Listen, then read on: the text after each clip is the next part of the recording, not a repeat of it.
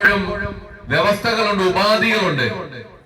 അത് നമ്മുടെ വീടുകളിലാകട്ടെ, നമ്മുടെ സുഹൃത്ത് ബന്ധങ്ങളുടെ ഇടയിലുള്ള സ്നേഹമാകട്ടെ, എന്ത് തന്നെയായാലും വ്യവസ്ഥകളുണ്ട്, ഉപാധികളുണ്ട്. പക്ഷേ ഇതൊന്നും വെക്കാതെ നമ്മെ സ്നേഹിച്ചവനാണ് കർത്താവായ യേശു ക്രിസ്തു.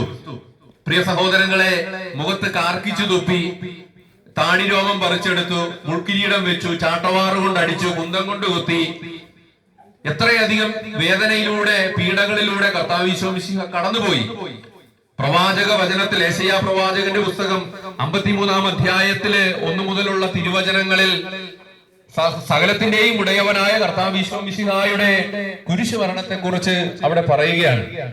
അപ്പോൾ ഇത്രമാത്രം വ്യവസ്ഥകളില്ലാതെ ആ പീഡകളെല്ലാം ഏറ്റെടുത്ത് യേശു മരിച്ചത് എനിക്ക് വേണ്ടിയാണ്, നിങ്ങൾക്ക് വേണ്ടിയാണ്. വ്യക്തിപരമായാണ് കർത്താവ് ഓരോ മനുഷ്യരെയും കുറിച്ച് കരുതലുള്ളത് കൊണ്ട് മരിച്ചത്.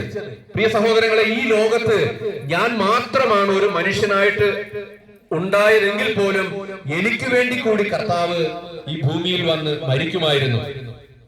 സകലതും ഉണ്ടായിരുന്നു.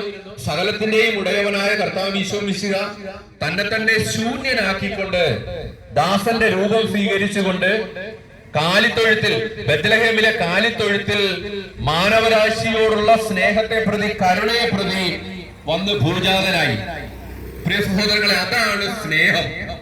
സ്നേഹം എന്താണെന്ന് നമ്മൾ കാണേണ്ടതും, നമ്മൾ പഠിക്കേണ്ടതും, നമ്മുടെ ജീവിതത്തിൽ നമ്മൾ പ്രാക്ടീസ് ചെയ്യേണ്ടതും കുരിശിലേക്ക് നോക്കിയാണ്.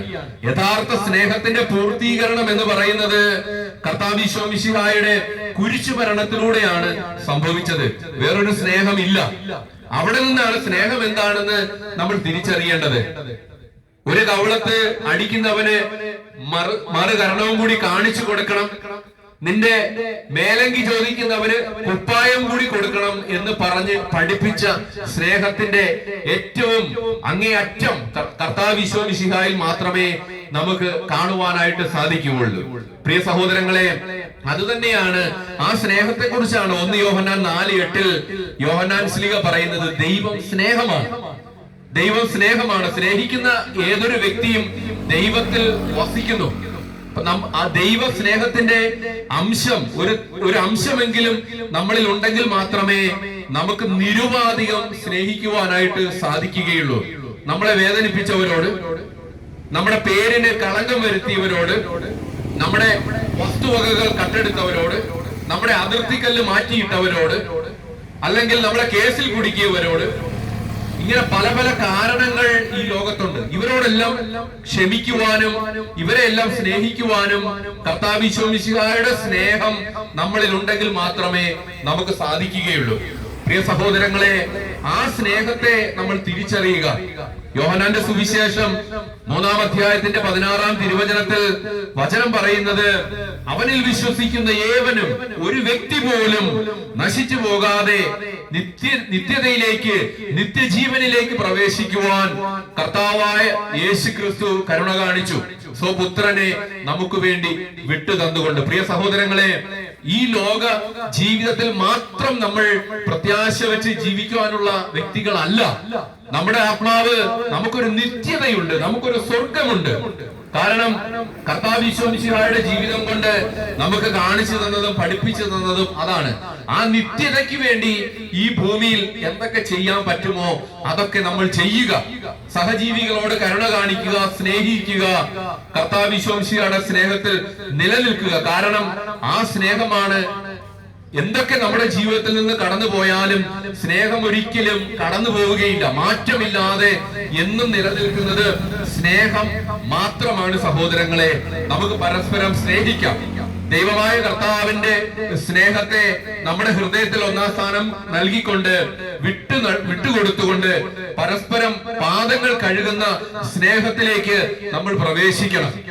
കർത്താവ് ഈശോ മിശിഹ താൻ ഒറ്റിക്കൊടുക്കപ്പെട്ട രാത്രിയില്, നമുക്കറിയാം യോഹന്നാന്റെ സുവിശേഷം 13-ാം അധ്യായത്തില് ഈശോ ശിഷ്യന്മാരുടെ പാദം കഴുകുന്നു. പ്രിയ സഹോദരങ്ങളെ, പാദം കഴുകുന്ന എളിമയിലേക്ക് കടന്നു വരുന്ന ഒരു ശുശ്രൂഷ മനോഭാവമാണ് സ്നേഹം. ആ സ്നേഹത്തിലേക്ക് നമ്മൾ കടന്നു വരിക, ഈശോയുടെ സ്നേഹത്തിലേക്ക് കടന്നു വരിക. എല്ലാ മനുഷ്യരെയും നമ്മൾ സ്നേഹിക്കുക, ലോകത്തിന് വേണ്ടി കരങ്ങൾ ഉയർത്തുക. സ്നേഹത്തിന്റെ പൂർത്തീകരണമായ യേശു ക്രിസ്തുവിനെ ഹൃദയത്തിൽ വിശ്വസിച്ചുകൊണ്ട് റോമാലേഖനം 10:9 പൗലോസ്ലീഹ പറയുന്നത് പോലെ ഹൃദയത്തിൽ വിശ്വസിച്ചുകൊണ്ട് ആ സ്നേഹത്തെ നമ്മൾ പ്രഖ്യാപിക്കണം. ആ സ്നേഹത്തെ നമ്മൾ ഏറ്റുപറയണം.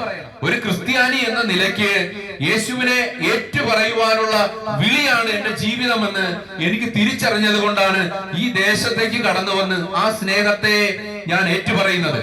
മാമോദീസ എന്ന കൂദാശയിലൂടെ സത്യസഭയിലേക്ക് കർത്താവ് ഈശോ മിശിഹ സ്ഥാപിച്ച സഭയിലേക്ക് കടന്നു വന്ന് ആ കൂദാശകളെല്ലാം സ്വീകരിച്ച് മരിക്കാൻ വേണ്ടി മാത്രം വിളിക്കപ്പെട്ട വ്യക്തി അല്ല ഞാൻ എന്ന വിശ്വാസം എന്റെ ജീവിതത്തിൽ ഉള്ളത് കൊണ്ടാണ്.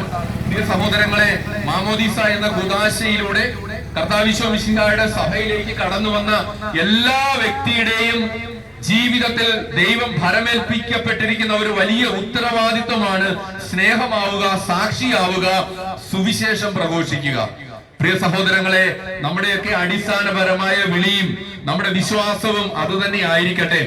കാരണം ഞങ്ങൾ കടന്നു വന്ന ഞങ്ങൾ കത്തോലിക്ക സഭയിൽ നിലനിന്നുകൊണ്ട് സഭയുടെ ശ്ലൈകിക പാരമ്പര്യങ്ങളിൽ വിശ്വസിച്ചുകൊണ്ട് പിതാക്കന്മാരുടെ വൈദികരുടെ കൈവെപ്പ് വഴിയാണ് ഈ ദേശത്തേക്ക് കടന്നു വന്നത്. പ്രിയ സഹോദരങ്ങളെ, സഭയോട് ചേർന്ന് നിന്ന് ഞങ്ങൾ ഈ നിമിഷം പ്രാർത്ഥിക്കുകയാണ്. സഭയിലൂടെ രൂപപ്പെട്ട കർത്താവ് ഈശോ മിശിഹ സ്ഥാപിക്കപ്പെട്ട എല്ലാ കൂദാശകളോടും ചേർന്ന് നിന്ന് ഈ ദേശത്തെ സമർപ്പിച്ചുകൊണ്ട് സ്നേഹം തന്നെയായ കർത്താവിന്റെ സ്നേഹത്തിലേക്ക് ഈ ദേശത്തെ സമർപ്പിച്ചുകൊണ്ട് ശിഷ്യന്മാര് കടന്നു വന്ന് ഈശോയോട് ചോദിക്കുന്നുണ്ട്, കർത്താവെ ഞങ്ങളെ പ്രാർത്ഥിക്കാൻ പഠിപ്പിക്കണമെന്ന്. ഈശോ അവരെ പ്രാർത്ഥിക്കാൻ പഠിപ്പിച്ചു. ആ ശ്രേഷ്ഠമായ പ്രാർത്ഥന, പവിത്രമായ പ്രാർത്ഥന ഈ ദേശത്ത് അനുഗ്രഹമായി തീരുവാൻ വേണ്ടി കർത്താവ് ഈശോ മിശിഹ പഠിപ്പിച്ച പ്രാർത്ഥന ഞങ്ങൾ ഏറ്റുചൊല്ലുന്നു. സ്വർഗസ്ഥനായ ഞങ്ങളുടെ പിതാവേ, അങ്ങയുടെ നാമം പൂജിതമാകണമേ, അങ്ങയുടെ രാജ്യം വരണമേ, അങ്ങയുടെ തിരുമനസ്സ് സ്വർഗത്തിലെ പോലെ ഭൂമിയിലും ആകണമേ. അന്നു വേണ്ടുന്ന ആഹാരം ഇന്ന് ഞങ്ങൾക്ക് തരണമേ. ഞങ്ങളോട് തെറ്റ് ചെയ്യുന്നവരോട് ഞങ്ങൾ ക്ഷമിച്ചു